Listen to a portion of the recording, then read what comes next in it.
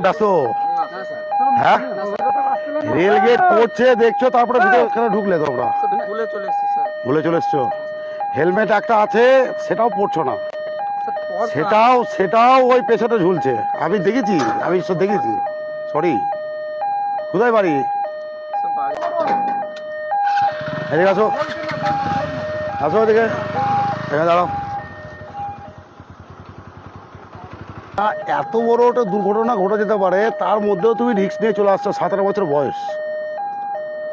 বাড়ি কোথায়? ডাক বাংলা। এই বাইক সিজ হয়ে যাবে, তোমার বাবাকে ডেকে নিয়ে আসবে, তারপরে বাইক নিয়ে যাবে, ঠিক আছে?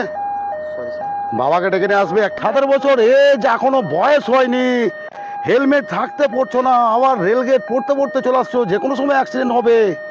হ্যাঁ, বাড়ি কোথায়? ডাক বাংলা। বাবাকে কল করো, বাবাকে কল করো। স্যার কথা বলবে। এই তো বহরমপুর বাইপাসে, এই রেল গেটের এইখানটা এলেন স্যার। কি আছে এটা? বাবু। কি নাম বাবার? আকাশ। হ্যালো,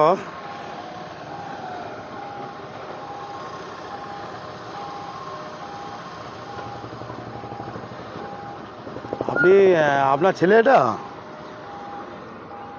ছেলের এখনো গাড়ি চালাবার বয়স হয়েছে? কেন বাইকটা দিলেন আপনি? বাইকটা কেন দিয়েছেন? আপনার ছেলের বয়স কত? 17 বছরে এত বড় একটা বাইক আপনি ওর হাতে তুলে দিচ্ছেন? হ্যাঁ, শপথ আজকে থেকে শপথ করছি বলে তো হবে না। ছেলেটা এখন যদি একটা ঘটনা ঘটে যেত, কি করবেন আপনি? ও তো ধরুন রেল গেটের মাঝখানে পড়ে আছে, ভালো করে বুঝুন। রেল গেট কেউ মানছে না, তাহলে আপনার ছেলের পরিস্থিতিটা কি আছে সেটা বুঝতে পারছেন তো? বিনা হেলমেটে চলছে, দেখুন দুজন আছে, ওরা বিনা হেলমেটে আছে। 1 নাম্বার, হেলমেটটা পেছনে ঝুলছে। ওর এখনো এজ হয়নি, লাইসেন্স নেই, অথচ এত লোক সব দাঁড়িয়ে আছে দুদিকে, গেট পড়ছে রেল গেট, সেই রেল গেটের মাঝখানে ও ঢুকে গেছে। কোনো দিন হবে না স্যার। হ্যাঁ, দেখেন হেলমেট পরে দিলাম তো পরে দিলাম।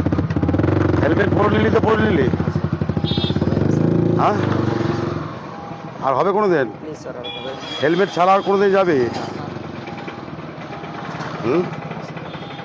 হবে না স্যার, আপনি ঠিক বলেছেন স্যার, আমার বিরাট ভুল হয়ে গেছে। এই জিনিসটা ও বারবার বলছে, ঠিক আছে, কিন্তু এটা আপনাকে দায়িত্ব নিতে হবে। আপনি দায়িত্ব নিয়ে এটা ওকে বাইক দেবেন না, এখন বাসে আসতে বলবেন, ঠিক আছে? কারণ ওদের তো বয়সটাই এরকম, বুঝতে পেরেছে তো? ওরা এখন কোথায় কি করবে ওরা নিজেরাই জানে না। তাহলে এত লোক রেলগেটে দাঁড়াচ্ছে, ও রেলগেটের ভিতরে ঢুকে যায়।